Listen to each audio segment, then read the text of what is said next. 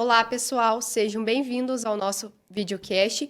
Somos alunas do 8º período de Agronomia e estamos cursando a disciplina de Comunicação e Extensão Rural sob orientação da professora Ana Paula. E hoje estamos aqui para falar de um tema que tem revolucionado o agronegócio, que é o uso de ferramentas de precisão como drones e sensores. Eu sou a Cláudia. Eu sou a Fernanda. E eu sou a Jéssica. Hoje estamos aqui com o nosso convidado Marlon. Olá, pessoal.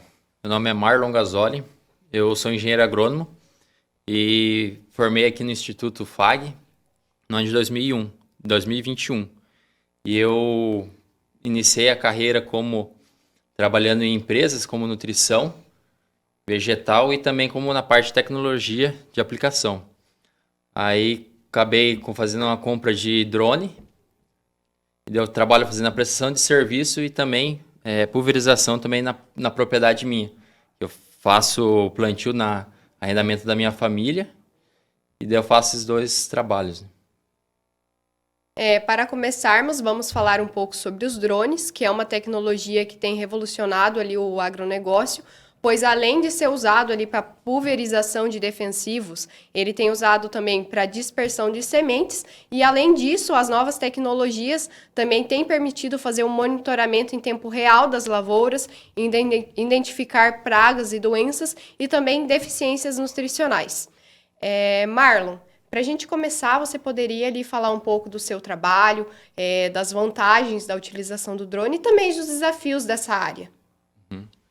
Então, como eu comentei, né, eu faço bastante prestação de serviço.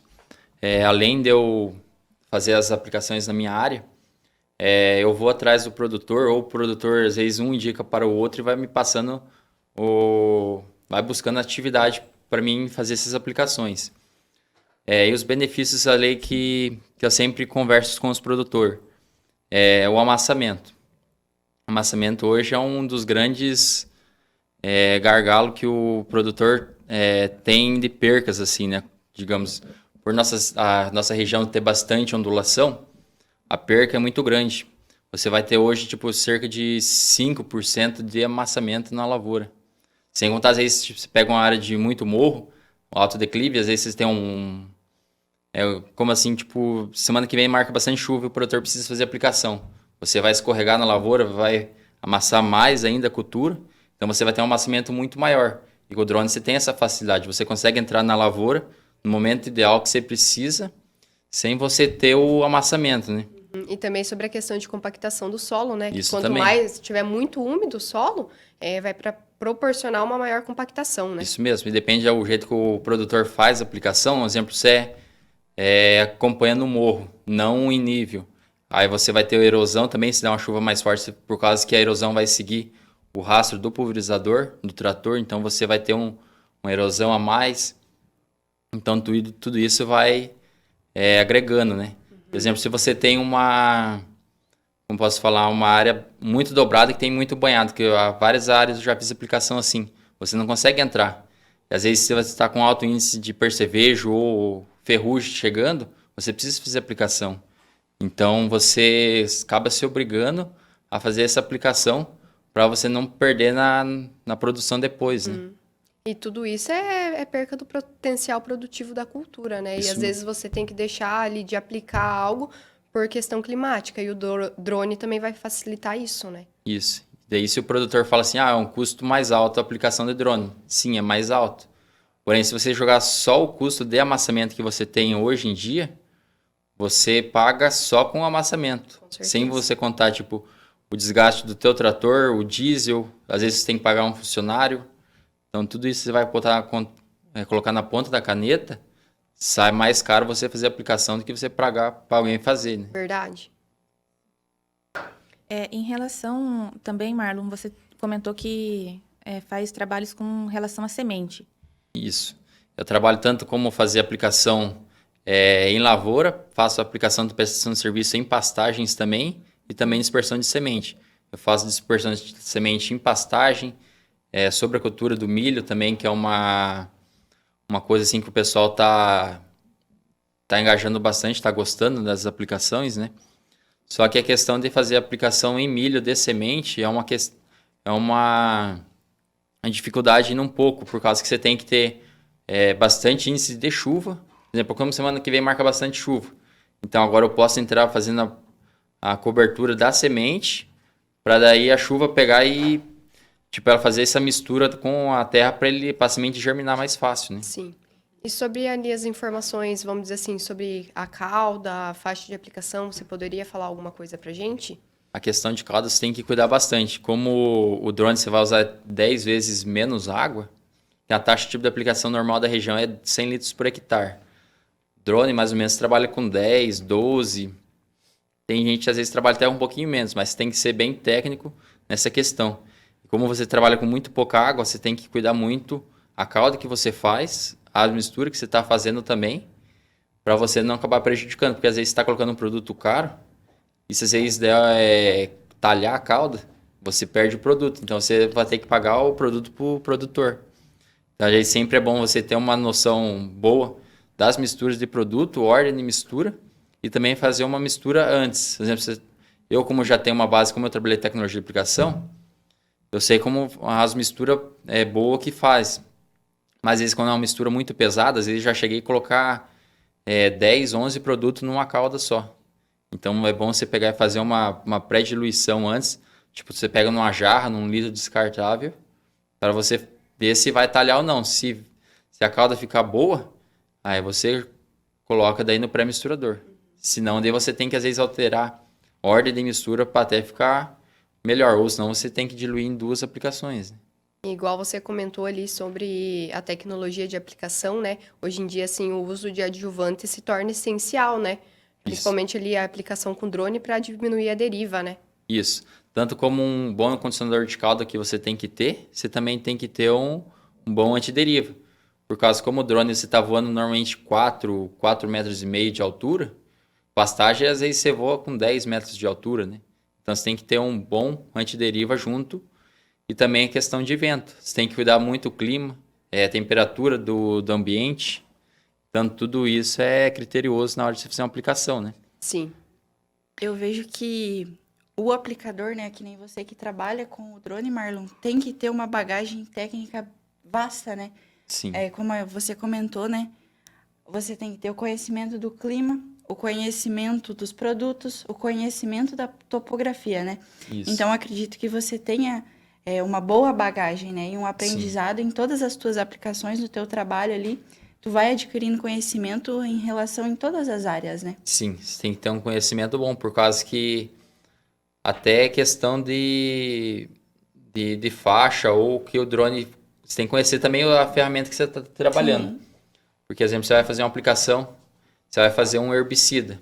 Às vezes você está fazendo na propriedade que o cara te contratou, mas tem um vizinho que às vezes está com uma outra cultura que às vezes pode danificar. Então você tem que cuidar do vizinho também. Então você tem que cuidar muito. Às vezes tem até serviço que às vezes os caras me solicitam e às vezes eu nem vou. Porque às vezes você está correndo o risco de prejudicar o vizinho também. Verdade. Então você tem que cuidar muito, né? Uhum. Sim. Pessoal, agora voltando para a parte em relação das sementes, nós trouxemos um exemplo que ali na cidade de Corbélia, onde a prefeitura, em parceria com o IDR Paraná, que tem o programa ABC do Solo, que é um programa no qual a prefeitura ajudou os produtores da cidade a custear, ficando mais acessível para os agricultores, a compra da semente de aveia, que vai trazer os benefícios das características químicas, físicas e biológicas do solo. Nós trouxemos um convidado que ele já fez aplicações da dispersão de sementes, mas hoje a empresa dele é voltada para serviços de agricultura de precisão, que é o engenheiro agrônomo Cláudio Luiz Reisman, que é da empresa de Precisa, que fica localizada no município de Corbélia.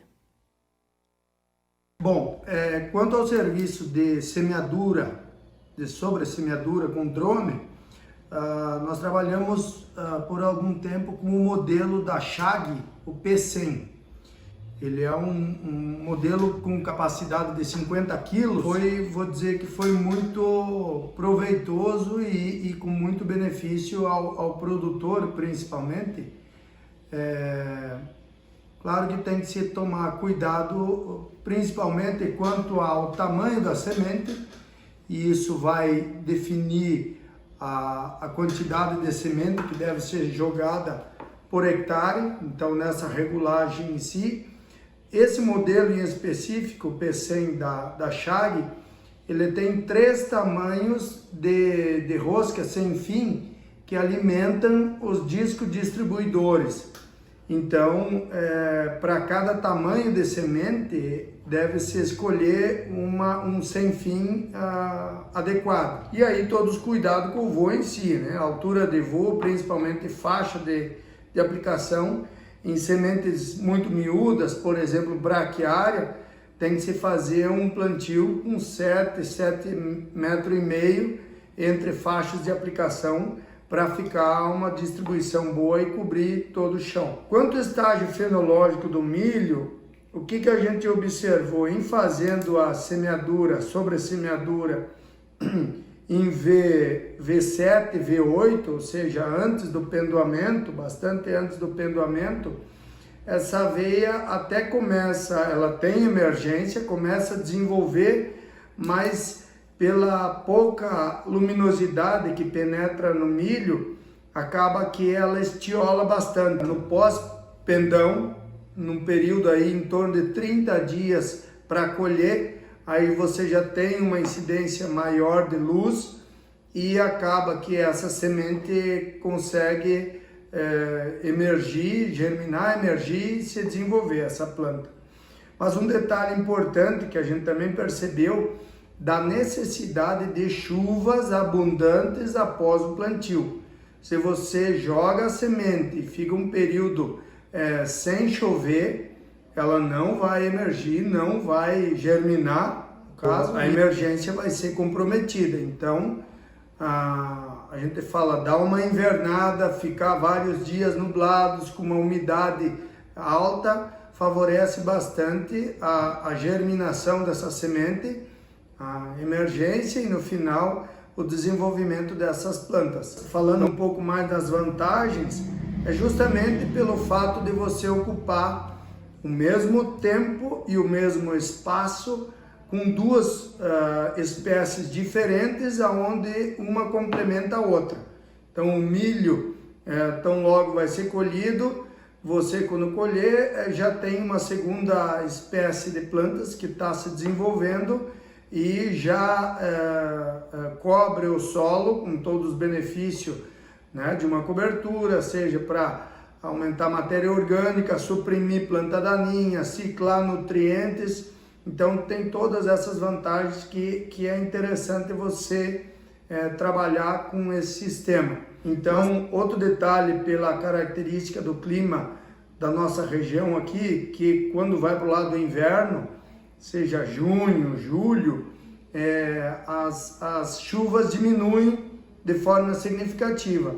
Então o importante é você antecipar essa sobressemeadura para uma época que ainda tem a ocorrência de chuvas um pouco mais frequentes, para você realmente ter sucesso.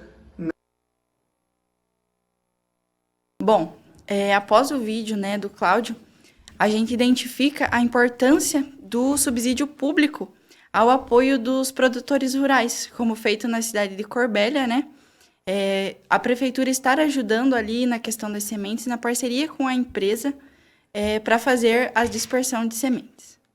E agora, para falar de sensores, a gente também tem mais um convidado por meio do vídeo, que ele é especialista nessa questão de agricultura de precisão, drones e sensores, que é o professor Dr. Elton Aparecido Rosa, aqui do Centro Universitário FAG, e ele vai falar para a gente um pouquinho sobre os drones, sobre os sensores.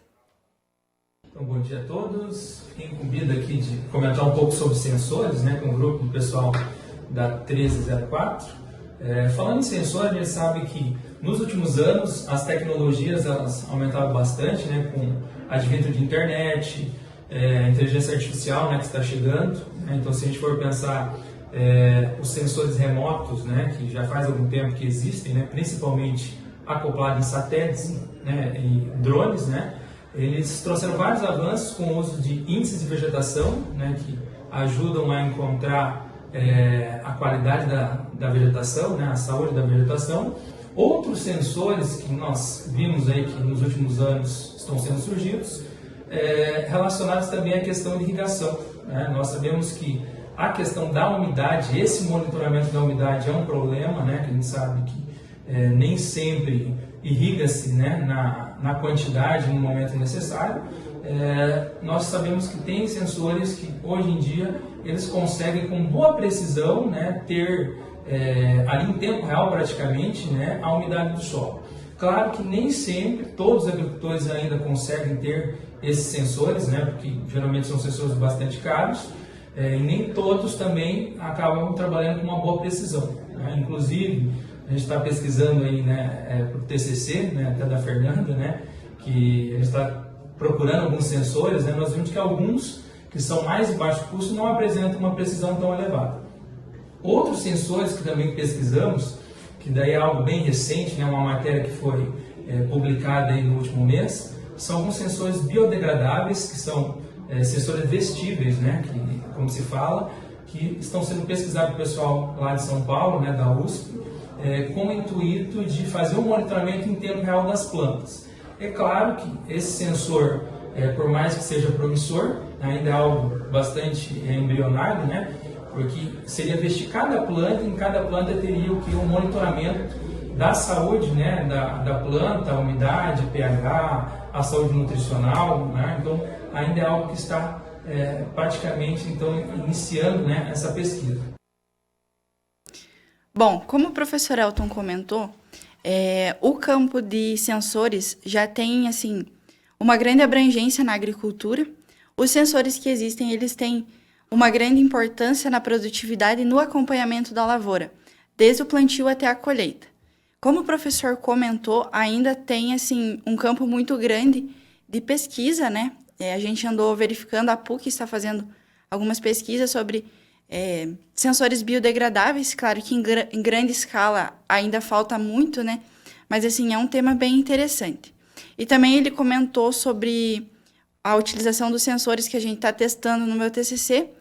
Nós adquirimos um sensor para verificar a umidade do solo, temperatura, relativamente de baixo custo. Porém, esse sensor que a gente comprou, ele não teve tanta efetividade na umidade. Para a temperatura, ele já foi mais efetivo.